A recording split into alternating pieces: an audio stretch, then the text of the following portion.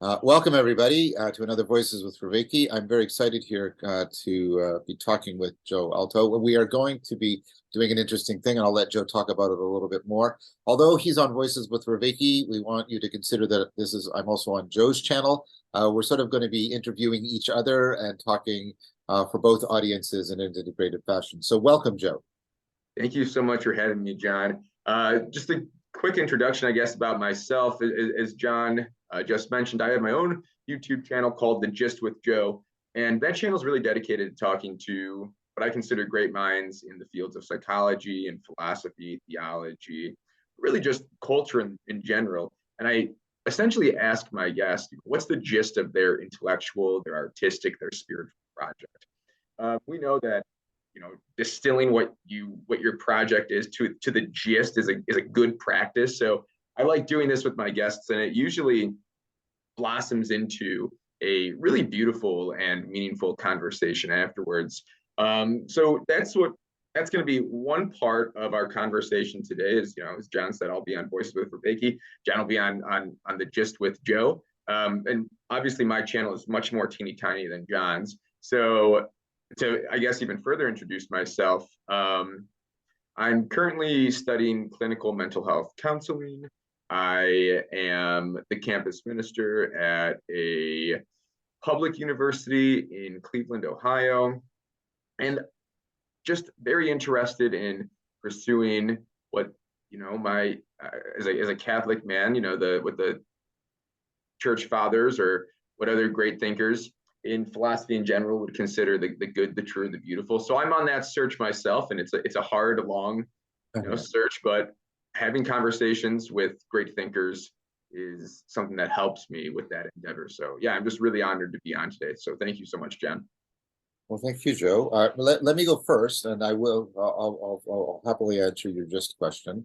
But from my side, I guess what I'm really interested in hearing from you and talking about it a bit is how does my work intersect with your pursuit, your quest as a Catholic man to track the true, the good, and the beautiful?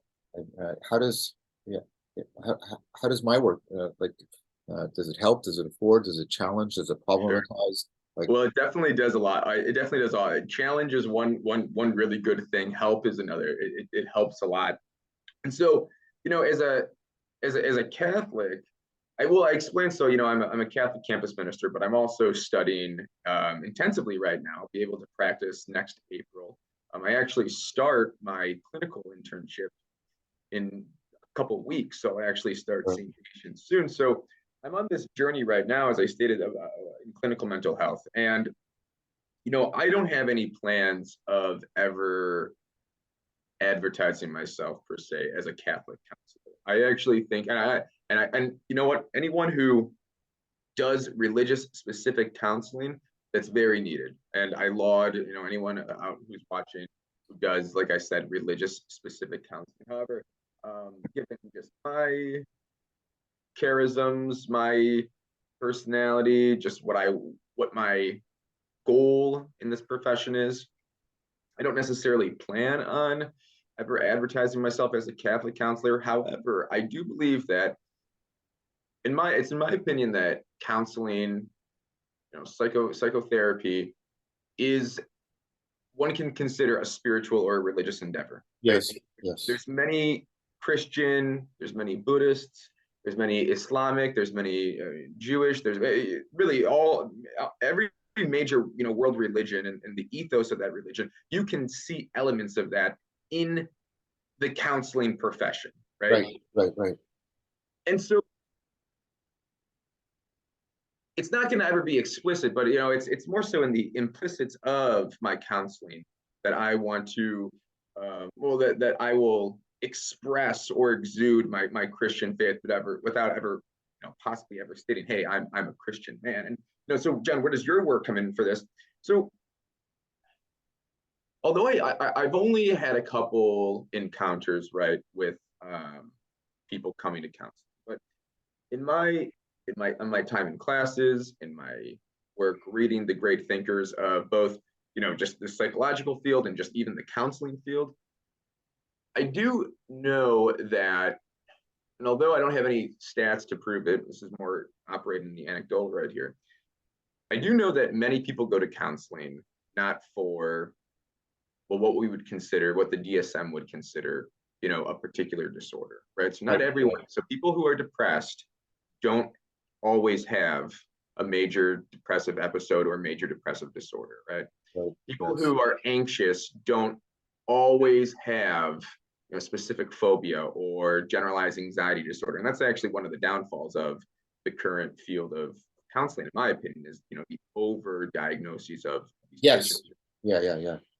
Jung said it, and again, I don't know I'm going to misfire on the exact quote, but Jung once said that in all of his time counseling, around something like 60% of the patients he ever saw were never dealing with an actual psychological disorder. They were dealing with, and John, this is where you come in, a crisis of meaning. Yes. Yes. Yes. And your work has been so influential in what I want to do when I hopefully, knock on wood, right? Either I work with a group or I open up my own practice one day. And I want to create really this psychotherapeutic model that invites the individual to think more deeply about virtue. And that's one thing that I really think plagues so many people. It's like, if you could just realize, right, how virtues can be so how virtue cultivation can be so profound and have such a reformational influence on your life. If you pursue these virtues, I believe that a lot of what people are coming in for, if those individuals are not suffering from a particular disorder that you could diagnose via the DSM, I do believe that something like virtue cultivation could be a serious modality to really help. What I'm trying to think, what's the word that Aristotle uses in eudaimonia, to get to this eudaimonic state, right? And that's really the goal of all mental health counseling, is you want the individual to reach this eudaimonic state. You want the individual to be happy, right? And not in, I won't get into like the but it's the happiness that is more, well, it's the more profound, it's more joyful than it is happy, right? So eudaimonic, you want people to be joyful. And yeah, I do believe that one way that we can reach joy is by the cultivation of virtues. And so yes, your work, I think, and a lot of what you've been doing with the meaning crisis and what you've been doing with After Socrates and what you're doing in general is really in alignment with what I'm doing. And I would hope to use your work and to pick your brain a lot, now and in the future, to help me with this endeavor. Right. Wow, that's a very well explicated and thoughtful answer. There's a lot in there. So I'm gonna ask a question, and it might sound like a challenge, but I honestly it's not. Um, so one thing that's happened in response to, and I agree with all the stats you were laying out. The particulars where might be move around a bit, but I think the general point I think is well stated.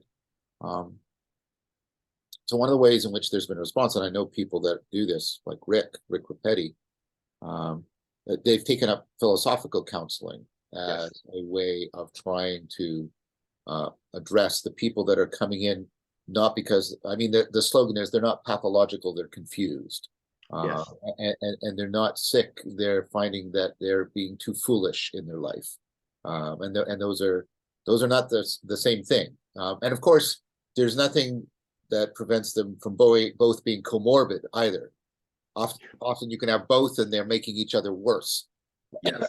in really obnoxious fashion for the person. Um, so are you planning on getting any training in and incorporating the philosophical counseling into what you're doing? Because it sounds like it would also be helpful for you. Yeah, no, I've most definitely looked into it.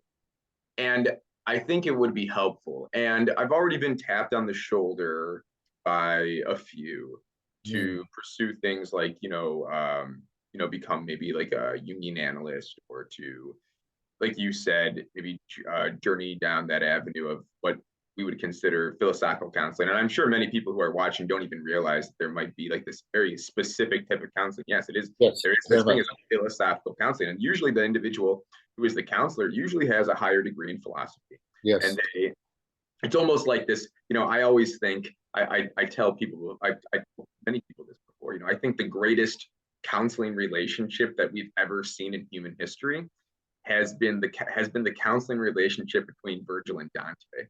So I really do believe that is, quite frankly, the most beautiful vision of what a counselor should be. It's like, hey, I'm going to help you get here. Realize though that I can't go with you to that. I can't get to that same place that we need you to get, but I know that you need to get there, and I have to leave you behind. And it's going to be sad, right? When we terminate, that's like the counselor lingo. When we terminate our relationship, it will be sad, and we have learned a lot from each other, and we may not ever see each other again. But realize that again, this relationship has been reformational. That it's like this beautiful like vocation that we have journeyed on together. But to answer your question more directly, yes, I have thought about pursuing it, but here's my only issue with that. I was talking, so it's actually funny because I was actually approaching this question with my wife literally last week, and I was telling her, I was like, hey, because now it's all about the particularities. It's like, okay, well, there's some very practical things that we have to do, right? So like, I'm going to open up my own business, so you got to take out a small business loan and yada yada yada. So it actually does, it's not just a me decision; it's a family decision. Right? How is this going to affect my wife and my kid and all these things? So we were talking, and my vision has always been working with very high insight in individuals with high insight, right? So individuals who possess high insight. And when you do philosophical counseling, you're usually working with individuals with high insight, because who is going to a philosophical counselor other than the individual who has probably is somewhat learned in Western, more than likely Western continental philosophy, right? And so I was telling her this, and she said, very wise. She said, well, you're really just missing the mark then at that point. I was like, what does that mean? Yeah. She's like, Joe, virtue cultivation is not just for the intelligentsia. It's not just for those in an academic setting, right? Yes. Virtue cultivation sometimes is needed more by the individual who doesn't realize that you cultivate virtues. I mean, people don't even know. If we were to go out on our respective cities' sidewalks, we said, "What's virtue?" Yeah. Who the hell would be able to? I mean, really, I have a hard time myself answering that without the help of great thinkers, right? Like Aristotle.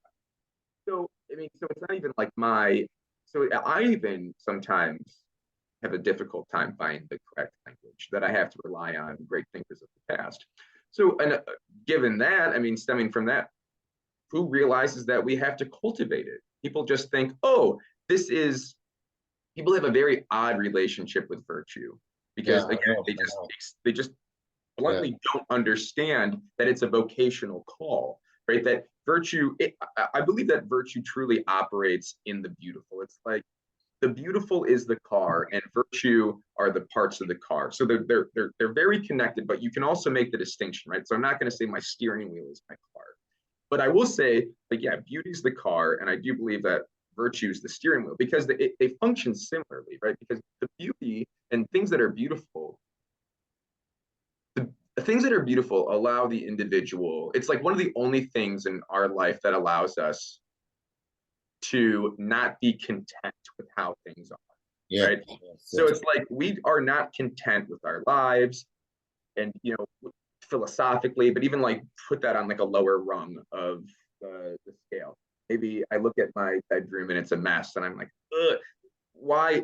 So beauty really orients us towards the good, right? But it also allows us not to be content, and it calls us, right? Beauty calls us to achieve or go up a rung of understanding and seeing reality more vividly. And that's what virtue does too. So this is why I really do believe that. Yeah, I agree. That's a very Platonic argument you just made. Very Platonic. Yeah. That's a very Platonic argument you just made. Yeah. Right. Exactly. And, I do believe that, Henri de Lubac, right, talks about a saturated phenomena. And I Yeah. do believe that I believe that virtue is also operating as a saturated phenomena. Again, I do believe that virtue, again, being connected with beauty, operates in the erotic because it's something that calls, it's something Yeah. that pulls Yeah. you, it's something that is insightful. And I once read this great book. I don't know if knowing that you have spent much time studying Buddhist philosophy, I read this great book in college once upon a time because I was a religious studies major, but most of my time was never actually spending. I was never taking Christian classes. I was taking Yeah. Buddhist classes, and I read this book called Alone with Others by Stephen Batchelor. Yeah. Yeah. I teach that book. Oh, do you really? Okay, yeah. And I've so taught that book for years. I've met Stephen and had dinner with him. Yeah. it's a great book, and I also, and again, it's nothing about it. The book, by the way, is about, it's mostly on, Buddhist, a particular Buddhist philosopher, a Buddhist philosopher's connection with Martin Heidegger. But Yeah. the book is called Alone with Others, and that's another way I think that virtue functions, is that it's an individual pursuit, but you aren't going to realize it unless it's practiced with others, right? So, So let me make sure I'm not losing the thread here. So you're you took a look at philosophical counseling, and there was an appeal there, but your wife said something very insightful about what, maybe the what you're called to is to bring virtue to people who are not awakened to the quest for that's virtue. right. And you That's want to exactly. learn how to awaken them, and one of the functions of beauty is to awaken them to the quest. And then and this, yeah, and beauty is one of virtue is one of these. Alone with others, you only Yeah. practice a virtue if you have Gaiji's ring and you're alone, but it's because you're responsible to other people. I get all that connection, and that was very eloquent. So how does this beautification, how would the beautification and the awakening to virtue come into sort of the psychotherapeutic practice? Now, first of all, I give you the caveat. Like, if somebody's coming in disordered, pathological, that has to be, that's exigent. That has to be addressed and dealt with. We're talking about this other group, the people that are coming in existentially confused, meaning crisis. So Oh, tell me amen. tell me how you're like, how Yeah, you're getting an yeah. optimal grip on that. Yeah. This is where a lot of my thoughts are. I'm ruminating on most of these. So if my answer isn't as developed, please, show me some compassion. But I'll try Of my course, of best. course, of course. I was in my own. So I see, part of my program is that, and I think every good counselor, every good psychotherapist should see their own Oh, psychotherapist. totally, totally. I'm very critical of people who practice who have never gone through therapy. Right. It's odd. It's like being a priest but never going to mass. Yeah. And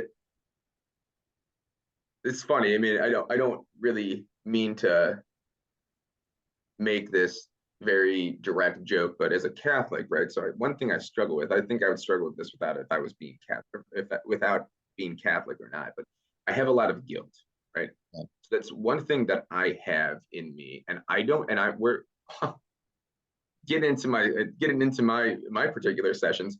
I'm trying to figure out. I'm on my own quest right now of figuring out if this guilt is a personality trait, where this guilt comes from, why do I have this guilt?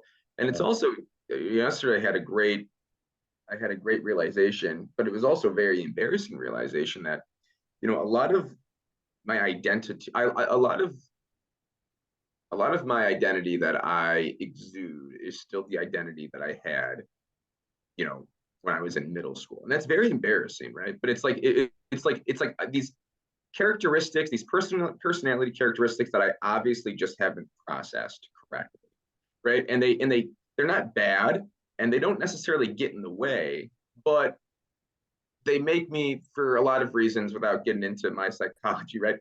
I have a lot of guilt, like I said, so I feel guilty for a lot. So why am I telling you this? Well, I'm telling you this because I think with people of high insight who would come in for this particular type of counseling, maybe something that they would also feel is shame or guilt. And so usually high insightful people will do something very menial, right? Could be menial. Like, I lied to my spouse about, I don't know. I mean, maybe I lied about how many beers I had at the party. Or I don't know, maybe I watched pornography and I feel really bad about that. Maybe I bullied a friend, I jibbed a friend a little too hard, when we were, in our group text message, or and you could think of whatever so Yeah, just yeah, take that, right? yeah. I feel guilt. Okay. And then, unfortunately nowadays, I mean, hell, everyone who feels guilt like 4 times in a week, am I a narcissist? Am I this? Am I that? No, no, no. Let's take a deep breath and let's sit down and let's take this. What if it's not guilt? What if it's not shame that you're experiencing? What if, again, because like virtue is a call, right? Yeah. It's something that calls you. So what if virtue is a call? And what if the fact that you were able to admit to me that you lied to your wife or you did something dishonest, you did something that wasn't courageous, you did something, you did something that, again, you just didn't enjoy. The fact that you're able to sit here in a counseling session and tell me that you have guilt and that you didn't enjoy it, maybe that's not guilt at all.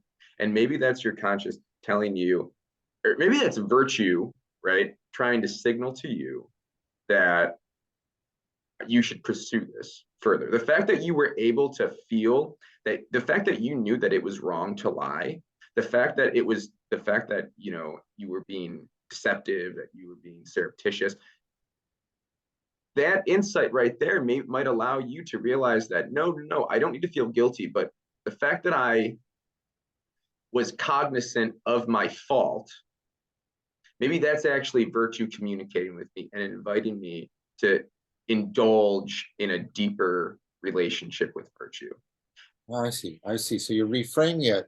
Uh, it's very Heideggerian, which Stephen would love, Stephen Batchelor. Yeah. The conscience is there's an existential version of conscience. There's a psychological version of conscience, which is basically your internalization of certain norms, and you punish yourself as a way of redirecting your behavior. Guilt and shame, they're not the same thing, but they're sort of working. But then there's an existential sense where conscience is the call to Yeah. to authenticity. But you're saying conscience could be understood as the call to virtue. So where does the beauty come in? Is that trying to see the beauty of the life that you could be called to? Is that the idea? Yeah, that's precisely it. And even trying to, you know, again, like I think if you pursue and try to cultivate and therefore try to live a virtuous life, I do think, yeah, in that process, I mean, life automatically becomes more beautiful, right? Yeah, So what's a more beautiful vision of life? That a complete, as hard as it could be, a complete honest relationship with your wife or a dishonest relationship with your wife? I mean, what's more beautiful, right? What's a higher form of that? Right. So yeah, so yes, what you said precisely. oh, that's very interesting. So I could see how a lot of the work that I do would be relevant to that project. And so how does truth, the true, the good, and the beautiful, David Schindler, who I get to talk to, these are the transcendentals. They're the transcendentals because they apply universally across domains. But the idea is their ultimate unity is in the one, or God. You're Catholic, so I'll say God for your benefit. How does that sense of the transcendence? Plato, the Symposium, the love of virtue is not the final love. We move beyond that to the love of the source of intelligibility, the possibility of virtue, etc. Amen. Yeah. The ground of being, the ground of life, the ground of wisdom. That sort of a vision that's articulated in Aquinas, Maximus. How does so now given all of that sort of explication, how does God show up in this for you? Yeah. I mean, You're a Catholic, so it's fair for you to ask that question, I think. oh, 100% it's fair. So again, like this is why I say that Dante and Virgil is such a good model. It's, in a counseling session, I don't know if I would have, I mean, unless the individual is comfortable, right, Yes. with bringing it up, then I would talk about God. But Yeah, well, I mean, you almost, I think, and challenge me and push me further, but I really almost think that, you gave the answer in your question, though. And when it's, if Yeah.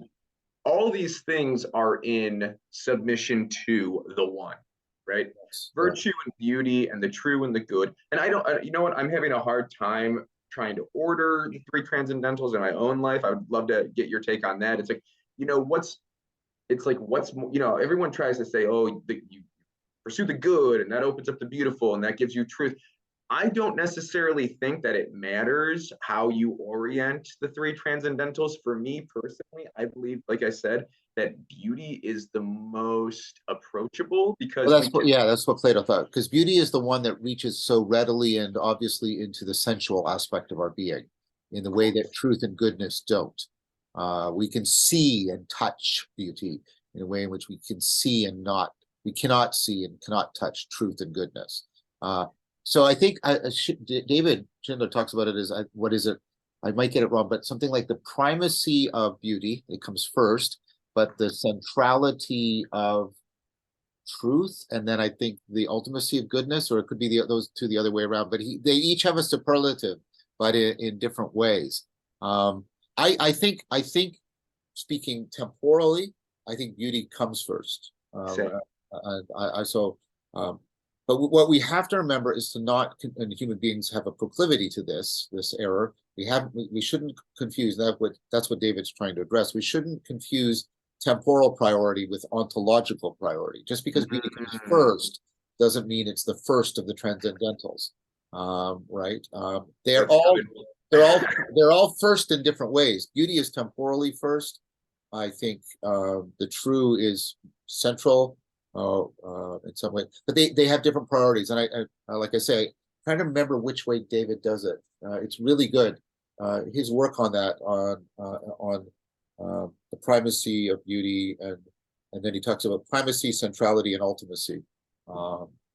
And so I think truth is the ultimate, actually, and goodness is the central. But I could have them flipped around. But that's because I have a slightly different notion of goodness is perhaps making me confused. So I'm just admitting I'm confused. But the point that I'm not confused about, that I think is well taken, is to recognize that each transcendental is ultimate, but in a different way.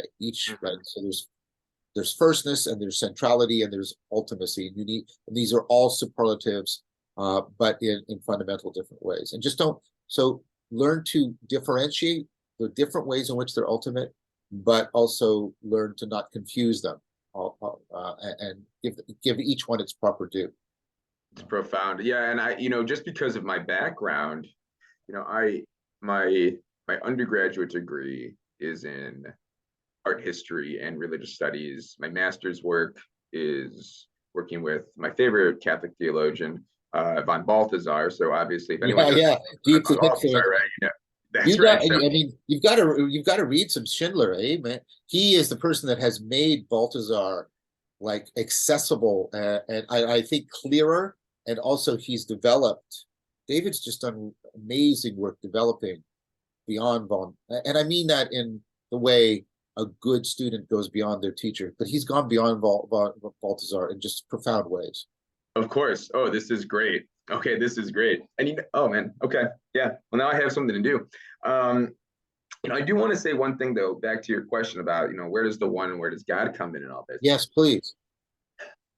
This makes me a bad Catholic, I'm sure, and I'm worried about sometimes. Like, yeah, I always have a hard time. I always have a hard time trying to know, or I have a hard time knowing where I fit in these circles. I watched that video that you and Paul Vanderklay and Jonathan Peugeot, and forgive me, I don't remember the woman's name. It was the first time I interacted with her virtually. What's her name?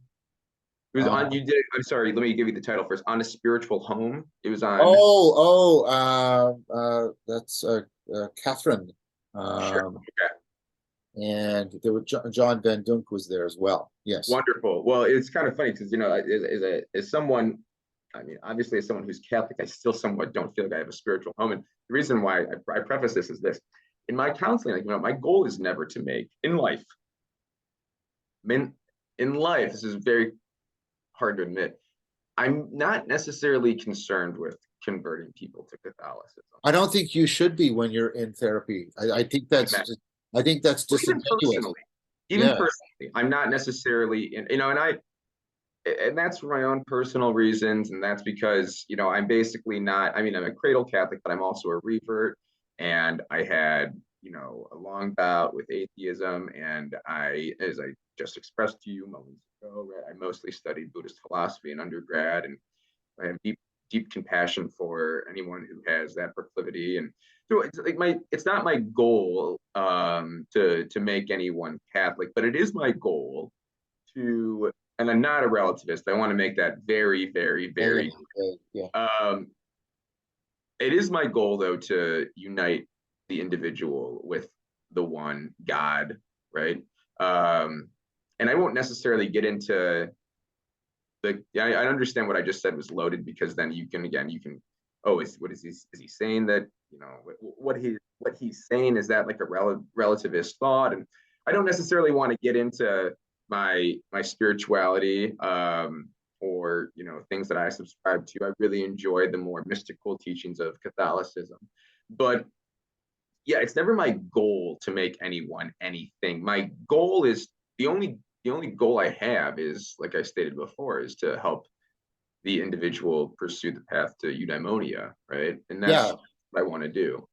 So I think that's a good clarification and specification. So let me make my question more precise then. My question is, well, first of all, I propose that getting people into right orientation towards the one, towards ultimacy, is how you can best help them explicate, articulate, and respond to and here I'm being Tillich, their ultimate concerns. And that part of what is underneath their confusion is very often they are confused about what they ultimately care about.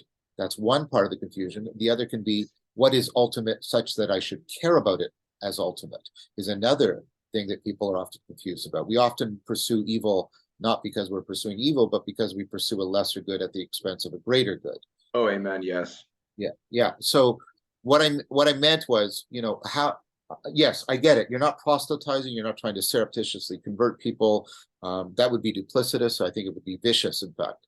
But there's a sense in which, if what we're talking about, again, not the pathological people, but the deeply confused people, if we're trying to bring them clarity, then I think the orientation towards, what's real, what's most Yes. real, and how well connected am I to it, is a fundamental question about meaning in life. Of course. And that's where and that's exactly where your specific project comes in. And it's like, okay, well, but now how do I make this a psychological modality? Right? I don't sit them down. Hey, in today's session, we're going to watch episode 4 of The Meaning Crisis. Of course not. That would be utterly ridiculous. That sounds like a weird sitcom that could be done or something. Yeah. Right. But it's like, yeah, how do I distill? And again, and this, you are not the only individual who has written or thought about this extensively, right? Oh, yeah, meaning. So it's not just you, it's you in accompaniment with other great thinkers. It's you in accompaniment with spiritual teachers. It's you in accompaniment with simply just like already like empirically proven psychotherapeutic practices, right? So it's like, and it's also accompaniment with my own with who I am as a person, right? My demeanor. Yeah. So it's like, how do I get all of us to converge? How do I create this tapestry of all these voices? And that's what's difficult, because it can't just be, right? So this is the thing. I mean, counseling is not what we are seeing on YouTube, right? This is not, I mean, this in a way, this is nice. And I've had many counseling sessions where it has just been a dialogue. But how do we transform the dialogue, right? Yeah. And so that's the question that I'm struggling with, quite frankly. I mean, so again, there's more skin in the game, because this is not just a theoretical. I'm not just like having this conversation with you just to kill an hour. It's like, no, this is quite frankly like a livelihood that I might have, right? This is also that this has economic implications, right? Yeah, Um, I get it. so it's like, well, what's a model what's the model? And so yeah, this is the thing that I'm tirelessly thinking about every day. And it's like, yeah, I'm reading a lot, and I'm thinking a lot, and I'm reflecting a lot, and I'm watching a lot. I want to know this when like I'm not demanding it now. I get it. It's a work in progress. So don't mistake my Sure. enthusiasm. But like I want to I want notes from the front or something. I want to know like how this is work, how you are doing that, how you're translating that into. This is very important. I mean, and It this is is. something It's uh, very I, important. I mean, part of what the Vervaeke Foundation is trying to do is collect relevant psychotherapists and counselors and philosophical counselors who can deal with people who are wrestling with not just sort of the pedagogical struggles of taking on an ecology of practices, but a therapeutic slash existential dimension. So, Well, let me interrupt you right there, Ethan. So, I mean, part of it is also just not trying to reinvent the wheel, right? yes, yeah, We have, I mean, who the hell am I? Not that much, right? Who the hell am I to say I'm going to create this new psychotherapeutic model, right? No. How am I going to have how am I going to personally put my ego aside for a second, and I'm going to submit myself to the great thinkers, to visionaries of the past, and I interact with them, and I transcend time and space, and they come into that session. So it's like, yeah, it's like, how do we, okay, so part of it is I'm wrestling with kind of this hybrid CBT existential model, because you do need to involve some type of cognitive behavioral therapy in this, because of you course. You do have to give need. people free reframing abilities. You have to. Exactly, because you can give everyone the existential jargon, and someone's gonna say, you can talk about, like I said, use I. You just throw out, like, it's like a word box, like, oh yeah, I thou relationship, or Yeah, yeah, just whatever. Like, you can't do that unless you have to first get the individual to a place of insight they weren't there before, that wasn't yeah, there before, right? And the only way you can get there is through the and we should be in we should be in we should have much gratitude towards the individuals who really developed the CBT model. And I do believe, one thing, it's funny, I talk about never knowing where my footing is. It's like, I tend to, in the psychological circles, I tend to hang out with the more existential psychologists, right? right, Like, right. there's a lot of like good existential psychology happening right now. Even from, my institution where I'm at, Clay Rutledge over at Yeah, yeah, North yeah. Dakota, he's doing a lot of great work in terror management and nostalgia and just more existential things that could you could actually trickle down to using that as like a therapeutic modality. But so what I'm getting at is that you have the existentialists on one side and just being like, sometimes it's weird how we just like group think. They're like, no, this, the people who subscribe to CBT, that's just a bunch of bullshit. It's like, no, it's not just a bunch. I mean, they can't be a bunch of bullshit. It's not just that. It's not that simplistic. And Yeah, right, like, yeah, and the evidence is the effectiveness of CBT is going down because as it's been abstracted and extracted yeah, from therapists who had a much broader philosophical base and could bring in and address existential issues and sapiential, having to do with wisdom and virtue issues. Yeah, when you take it out and you abstract it and you just have it as a separate method, like it looks like its effectiveness as an evidence-based therapy is actually going down. there's a Right. lot of reasons for that, and just like yeah, like, it's unfortunate how much your basic, sorry, your average clinician who is working in the modality of CBT might not actually have a keen of an eye, and they might not understand CBT. So what ends up happening you go back to third grade vocab class, and you just get a Yeah, workbook. I And I have a stronger critique. please, can you I share it? think yeah, yeah. It's I think the way to address this is that CBT and other people have said this, Robinson and others. CBT needs to be resituated into inside Stoicism, Wow. from which it was derived. Because what needs to be offered is not a technique, but the cultivation of virtue within the aspiration to a good life. And that's what's missing from CBT as a framework right now. So I think CBT was more effective. The people who invented it were deeply educated within Stoicism, right? And that has fallen away because of psychology's proclivity to forget its philosophical past.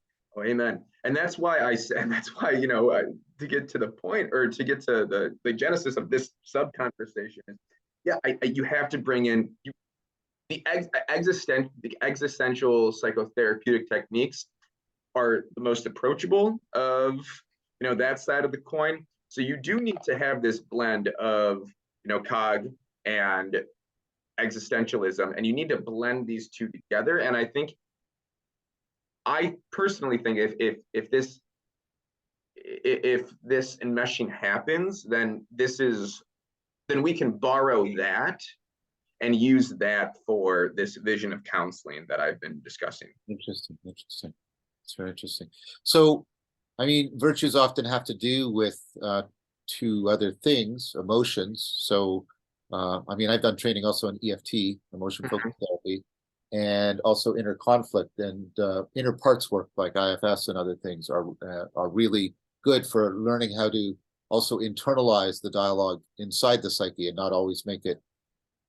So I'm wondering, do you think those other two? I mean, I don't want to send you on an education. By the way, Joe, just get educated on this for the next 20 years, and then. But it seems to me, I guess I'm making an argument. I agree totally with the proposal of integrating CBT and existentialism, and therefore getting something back to something like Stoicism. Yeah. But we also know, Stoicism and should be put into dialogue with Buddhism because all kinds of evidence that combining CBT and mindfulness together is synergistically helpful. Right. So I'm just wondering, like, is it, and then you want the inner dialogue work to overcome inner conflict and how to internalize dialogue, and IFS is good for that. And then dealing with emotions is a very, very important part of cultivating virtue. I mean, Aristotle said, it's not about being angry or not. It's being angry at the right time for the right reasons, to the right degree, for the right person. Right? Amen. Yeah. And this is where, a lot, I'm even thinking about now, and forgive me if I don't directly answer your question, but now I'm just, brainstorming and just, again, they're not, again, please have compassion for me because they're not developed thoughts yet because I'm spending a lot of my time thinking about this. And so, yeah, it's even like, to what effect does psychoeducation even have like this type of therapy? It's like, you said, I forget exactly, I know you talked about mindfulness, but even just like the differentiation between teaching someone what the difference between mindfulness and contemplation is. Meditation and contemplation. Yes. Yeah. Right. So it's like, how often do we conflate these? And then we think that, and it's just confused. So if we don't understand the meaning of words that we use, well, then we don't understand our very selves, because like the person is like a word. I mean, we are like letters. I mean, it's all these things are connected, right? My friend Spencer Clavin, he writes about this in his newest book, and he talks about how really one thing that's been lost is, well, the meaning of words, right? I mean, with structuralists, we think that words can mean whatever the hell they want, but it's like, no, like these things, these symbols engender something, right? Yes. And once we believe that they don't, well, then we get in a really weird place. And okay, so how are we like letters then? Or how are we like words? It's like, well, our forms engender something. And if we believe that they don't engender something real or true, or how about this, that we all engender possibly the same thing, getting back to the notion of the one to God.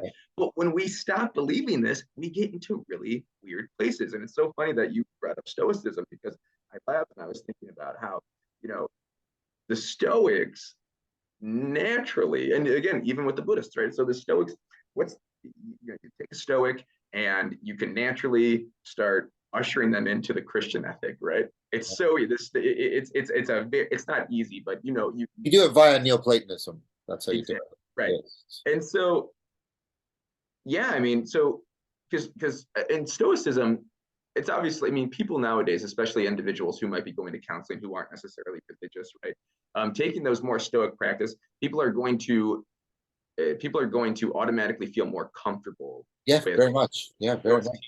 Yeah. rather than if they begin to sniff that, oh, what you're saying, I remember kind of hearing a very watered down version of that sometime in Christian school, or either that's mildly religious, right?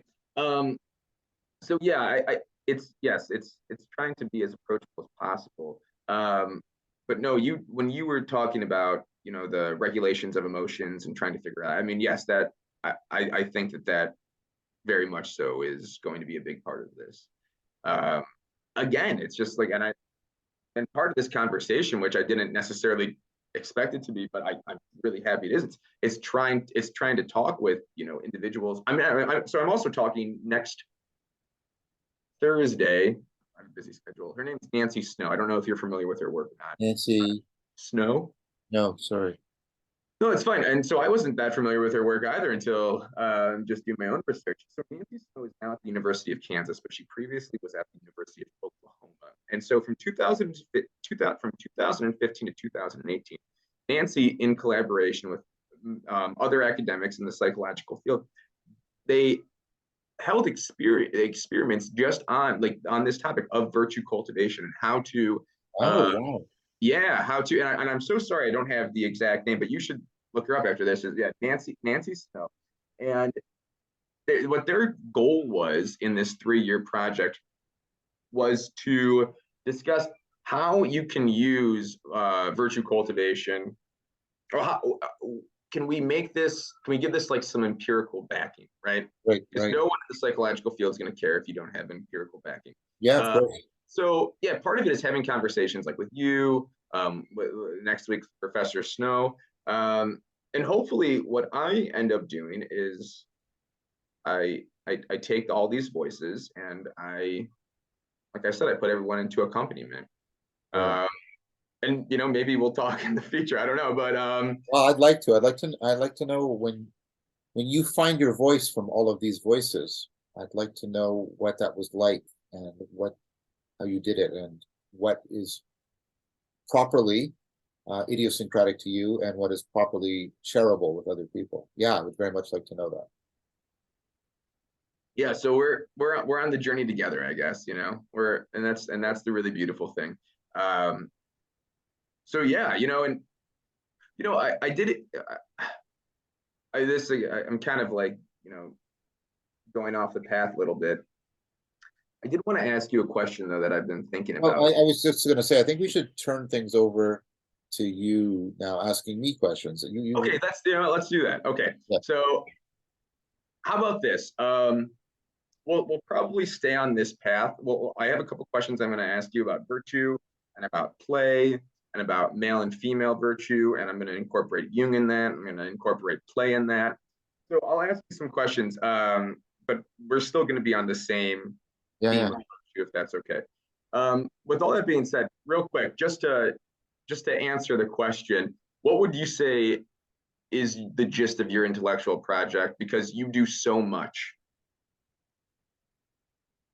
What are you really what are you trying to achieve? What do you want people to take away? I want people to recover how to cultivate meaning in life and wisdom, so they have wise meaning and meaningful wisdom, such that they can fall in love with beauty, truth, and goodness, and ultimately fall in love with being again and Yeah. continue to do so for the rest of their lives. Real quick endeavor, right? I appreciate that. Thank you. And I will say, I mean, so you're getting bigger and bigger. I just thought of this question now, but and your pursuit is truly the most noble of pursuits. And your voice is being heard by many, and you're helping out a lot of people. Has that hit you yet? Is that hitting you now that you are getting that you? you're gaining some type of what we would probably consider celebrity status, right? You're probably getting more into the public intellectual sphere, probably that you ever thought you were ever going to get into, I'm guessing. So Yeah. how's that for you? Um, very, very mixed. Yeah. Um, one part of me is deeply grateful, and I take great pains to demonstrate and to point out that this is not me alone. This is very much a lot of people that I'm collaborating with and in community with. Um, so I'm very grateful for the recognition, and I'm very grateful for the collaboration. Very grateful for both of those. I'm very concerned about undertaking whatever the exercise of whatever influence I garner, to do it with as much virtue and virtuosity as I can. So that's why I've set up. There's the Vervaeke Foundation, which is a not-for-profit, and there's Ryan Barton, who's the executive director, and Eric Foster from Upfire, the director of operations, and there's people on the board, and so right, and so I have an arm's length relationship, so the money and the recognition is not right here, it's over there, and there's a lot of people who I've selected very carefully, who are very committed to a virtuous vision, and so and I'm constantly looking for feedback on how not to become a guru in the pejorative sense of the word. Yeah. So that's hitting me. But Because unfortunately, people will do that. oh, they will, and I don't They want to. are. Yeah, yeah, and I really, really, really, really don't want to. I really don't want. I really am. I I deeply aspire to being Socrates, and that is the most profound thing I want. And I don't want anything to come at the expense of my aspiration to being as authentically Socratic as I can, and in connection with that, although it doesn't sound like they're the same thing, but they're connected. All the fundamental relationships that that I value for their own sake. So I don't want that. I'm socially phobic by nature. This is a decade-long persona that I have crafted that you're interacting with, not inauthentically, by the way, I'm uh, sure. Yeah. aspirationally. But so I was talking to Ryan last night about. I recently released a video on AI and the scientific and philosophical and spiritual import of what's happening in AI right now, and it's Sure. doing very well. Um, and and so I get a sense of exposure that is like quite unpleasant for me around that. Um, but but if I hadn't have done it, like I did that, I worked really, really hard, like almost obsessively so, for about 3 to 4 weeks before I released the video essay, because I felt a tremendous sense of responsibility. So it's not like I can't do these things because of the exposure, because then I'm beset by a tremendous sense of responsibility to the level of obligation, about trying to do something, try to do whatever I can to steer this towards the good for the sake of my family and my kids, my friends, and for the world. Yeah. Right. But on the other hand, yeah,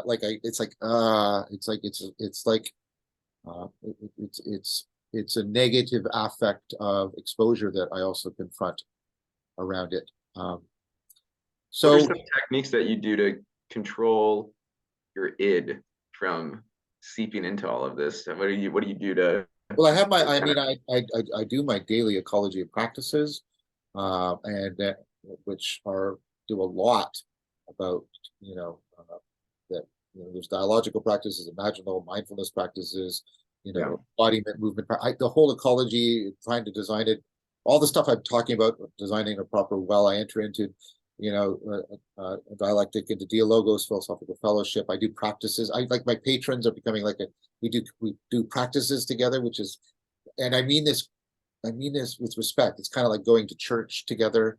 Yeah, no, I understand. Yeah.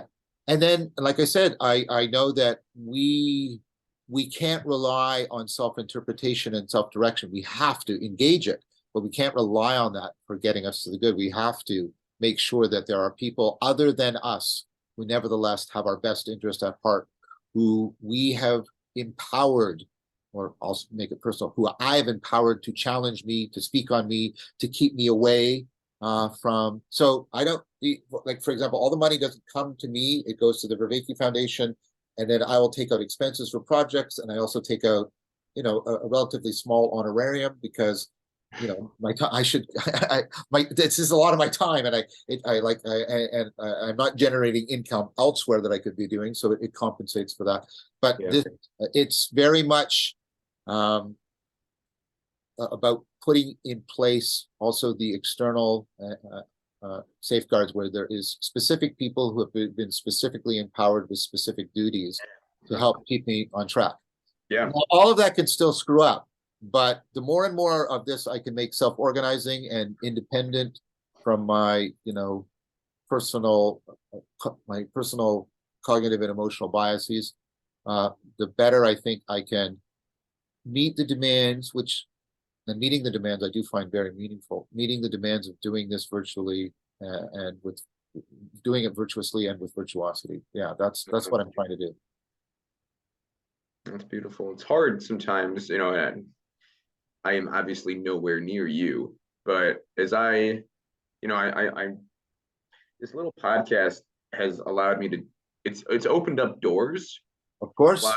It's allowed me to write for, a publication. It's allowed for me to have great conversations with you and other people.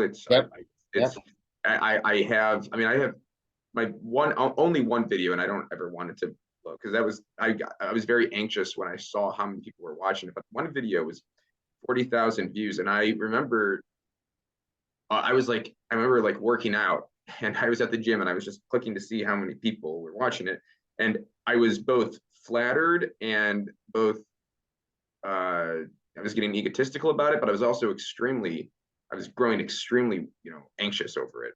Yeah. And so it's like in all of this, you get this false sense of gravitas. And so sometimes I know in my life, the people, you made that very clear, and you made that beautiful point. It's like, you have the individuals, the friends, or the loved ones, or the lovers, right? That ground you. And it's like, well, oftentimes now that I've been doing more, sometimes gets that gets into the way. That gets in the way with, sometimes with my relationship with my wife. Maybe I'm working on something, and my wife says, "Oh, look at the baby," and or "Hey, you want to hang out?" And it's like, "Well, I'm writing, or I'm collaborating," and so that's on a teeny tiny scale. So I can't imagine, the how conscious you have to be, basically, Yeah. almost on a moment to moment basis, which is good, but it's also very hard in order to not deteriorate these relationships. And we don't have to get into it by any means. I'm not asking you to. Well, I do want to say something about it. I mean, I was talking to my life partner. I was talking to her last night, and it's really interesting. I was saying how she actually becomes more and more real. I said something to the effect as some of my dreams come true, I more and more find the woman of my dreams to be more real.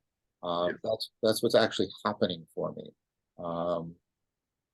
because the ephemerality of this. And again, please, I want everyone to, I'm very grateful for the recognition. I really am, and I'm not being dismissive or insulting of it, but sometimes there's an old Greek proverb: the gods sometimes punish us by giving us what we want, right? And so a lot of these things that I had, I wanted more recognition. I wanted my work to get out there. I wanted to make a difference, and and to be really honest, there's an egocentric, egotistical aspect to that, which always is. Yeah, well, I mean, because if you totally get rid of the self-preservation strategy, you'll die. And so, but getting a lot of the success, as you said, I didn't really expect to get, Yeah, although I'd always wanted it, that weird sort of semi-fantasy thing that we all of do. course. Getting that fulfilled has, and I don't want to come off as being saintly because that is not what I am or claiming to be, but it's kind of it's it its salience diminishes in some important way with respect to the things that are really mattering in your life. That's what I found. I mean, I'm not saying this is universal, but for me, that's been helpful. Is like, wait, all of this is really cool and everything, but what's really happening in phenomenologically is that's sort of now more background for me, and my relationship with Sarah and like and my kids and like my friends, that's now really I more understand. real, No, more I real. understand. I really do. I mean, I've only been a dad now for a year and a half, but this his birth and his life has coincided with this project of mine and kind of my, this is my second career. I was a high school teacher, and then I had my own meaning crisis for a while, and I kind of this allowed me to, it jolted me back on this path. And part of that jolt was my son being born, and the encouragement of my wife. And getting into and connecting what you were saying. Yeah, it's I understand that he's actually more real now than I ever have before. And I hope that as I grow and I develop in my pursuits, that actually allows my boy to be more vivid to me and my wife to be more vivid to me day by day. And it's beautiful when these things mesh, and when our intellectual pursuit allows for our personal pursuit to become more vivid. I hope so. I mean, I at the end of my practices, I frequently pray a prayer that Socrates prayed. He prays it initially to. It goes something along the lines, "Beloved Pan and all gods who dwell in this place, um, give me the inward beauty, and let the outward man and the inward man be as one." Mhm. And I probably messed that up a bit because I I'm don't not. know if Right, that's and like if like I hope, and I try I put effort into cultivating the discernment. I could see how people could be tempted for the reverse. The salience of the fame and other things could actually cause that to be foregrounded and the real things to be backgrounded. That's obviously happened to, every day. yeah, tons of rock stars Yeah, right. No, exactly. Right. the rock star phenomenon. There's that, and I've also seen I've also seen that there's a temptation. I don't want to totally use that in religious sense, but I don't want to ignore the religious sense either. So that's why I'm hesitating. But there's a temptation. I can feel it. Wait, this fame and this fame and this wealth, it's not as satisfying as I thought it would be. So the answer is I should get more. Mm, I've I've felt that impulse come up to me, and it comes up from this Darwinian depth, right? Wait, the answer is go higher on the hierarchy. That's surely the answer, right? And it's like, whoa. And I've noticed that too. Um, makes sense. so I'm trying to keep, right. I'm trying to, be properly like mindful of them, not suppress it, but also not obsess about it, like get that golden mean about it, so that I can hopefully not fall prey to that temptation. I would like to be, if I could get what I wanted, I would like to be, you know, have a large enough audience where people have to take me seriously, but not so large that people would start to idolize me at any point. Mm, That's where I would like to sit. it's a sweet spot. Yeah, that's the sweet spot for me. I really do hope you get there. I think you are going to get there. Because again, you walk through this so precisely, and you can see it. Like I mean, in my opinion, you never come off as disingenuine. And even like with your conversations when you, I mean, how I and how I'm sure many people approached you at first was through your conversations with Jordan Peterson, and Yeah. uh, you never came off as disingenuine. You came off as real. came off as authentic, and I think that's why people ended up, following you. And I think there's, I don't know, I've never really, I mean, this is not a developed thought whatsoever, and I think Jordan Peterson is on the same path, but there's obviously a difference between you and Jordan Peterson, and I'm not just talking about philosophically. I think Jordan probably has a little more proclivity towards the pomp and pageantry of it all. And I don't think that's not a shot. And I think that's sometimes a very good thing. And you need people like that, right? Because you need people who also are going to talk to you said you want to find that sweet spot, and people have different sweet spots. And there are some individuals who just need to talk to the culture at large, right? And you need that. And sometimes that actually makes you, or it's then taking on the pomp and pageantry of that is actually a necessity, though, because it's part of the game. So, but anyway, I mean, but that's why a lot of individuals have really linked up with your work, though, is because and I don't know the word to describe it. I'll just say authentic again, but and so I think that's really telling that you admitted yourself that you want to find that sweet spot where you want to get big, but you don't want to get big enough, right? And I just think that's really cool. To put it really cool. I know it's not the most profound. I just think it's really cool, though. No, but thank you. Yeah, Jordan and I are different. Yeah. I mean, we have an interesting relationship, and of course, it predates him becoming like a superstar that he has, right? We aspire differently. Sure. I think Jordan aspires to being. This is half a joke, and I think I've said this to his face, and he laughed. So I don't think it's inappropriate. But he aspires to being Moses. I aspire to being Socrates, and those are very different aspirations. Those are very different aspirations, right? And I agree with you. There are times when we need a Moses figure, the prophet that will lead people to the prophet land, lead them out of bondage to the prophet land, the promised land. I think Jordan is, I think both his virtues and his vices. And I will admit that I have virtues and vices, so I'm not trying to be, but I think both his virtues and his vices orbit around that vision, right? Whereas mine are around Socrates, and that's a different vision. Everyone has a mediator, right? I mean, everyone has a mediator. Everyone has that object of desire, and the sweet spot in life, right? Just really quick, what Gerard would say is that everyone is going to have a mediator. It's picking the right mediators. That's that's exactly it. That's the Socratic prayer. I want that outward and inward to be resonant, such that my life is as virtuous as possible. I mean, trying to manage these three things: virtue, virtuosity, and the virtual is sort of what I'm wrestling with a lot, because they intersect in really interesting and ways that haven't been very well articulated by previous people, because they didn't have the virtual as the third in those three, it alters things. Like you and I would not be speaking like this without the virtual. How does virtuosity and virtue show up here, and how does the reverse? How does what we do in virtual space translate back into the real space of virtue and virtuosity? These are important questions we're wrestling with right now. Oh, amen. And sometimes they're hard questions. And I think and so they're so difficult that we're trying to actually have these conversations function in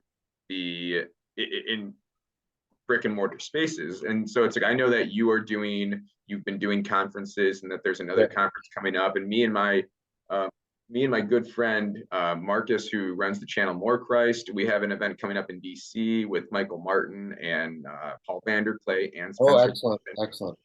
And, we hope our goal, actually, one of our goals is that we plan our vision.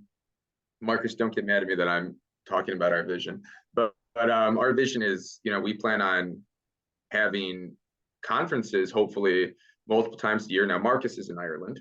I'm in Cleveland, so it's obviously far away. But if we could do like a European thing and maybe an American conference, another thing that we're thinking of is, doing conferences. It's a conference camp where a group of 15, 16, 20 people, it's actually a camping trip, right? And that that that projects you into a different headspace, and conversation is Oh yeah, more. living with people is just important. Ryan and Eric and I need to talk more about this. We're of course doing lots of events and trying to get regular events going and regular communities of practice. But we also need we need to have retreats where people live together for a bit. When I went on Return to the Source last July with Rafe Kelly, and we're living with these people and we're pushing yourself to the horizon of horror every day for spiritual transformation. Yeah. That has an impact on you.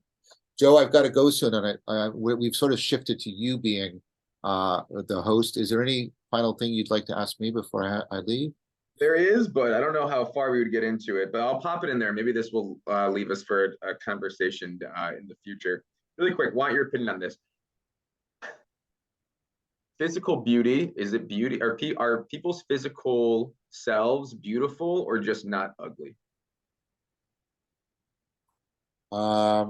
That's to ask the question. If I were to answer it from like a Platonic framework, is Yeah.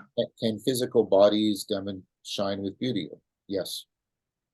Beautiful. That was a question that was on my mind, and I thought that was going to get me a one sentence answer. So you gave it to me. I appreciate that. One of the most interesting things of my relationship with my current partner is by objective measures, she's a physically attractive woman. But so I want that understood. But I was really attracted first, and this had not happened to me before. I was really attracted first, and I'll speak a little bit poetically because it's appropriate. I was really first attracted to the beauty of her soul. Yeah. And then I noticed in conjunction and as a function of that, I noticed how physically beautiful she is. And that has been really important for me. That was like a wake up moment for me. And I think we have to be open to very often, and many people have argued this, Plato famously, that we start with physical beauty and then we move to Right. other. But it's happened that the reverse has been the case for me, really importantly. And I just wanted to note that. I think the question of beauty is very much. It's not unidirectional, is what I'm saying. Mm-hmm. You can both be drawn through the physical to what is beyond, and what is beyond the physical can reach to you first and then draw you in attraction to the physical. Yeah. No, that's so true. That like gave me goosebumps when you said that. My wife is absolutely gorgeous. I would say she's absolutely gorgeous, and I would say by societal means she's absolutely gorgeous. But there's always those times where every woman and every man will get insecure, and my wife sometimes asks me, it's like, why me? And I tell her, because you really have the most beautiful soul that I've ever encountered in my whole life. Yeah. And you admitted the same thing, so I just think that's really it's wonderful. It's absolutely wonderful. It is, and yeah. I think that's I think that's a beautiful place to end. Yeah, it is a good place to end. Thank you, Joe. This has been really wonderful. Yeah, thank you for having me. Oh, thank you for having me. And I will send you a copy of this for your channel, and we'll talk again soon. Thank you so much, John.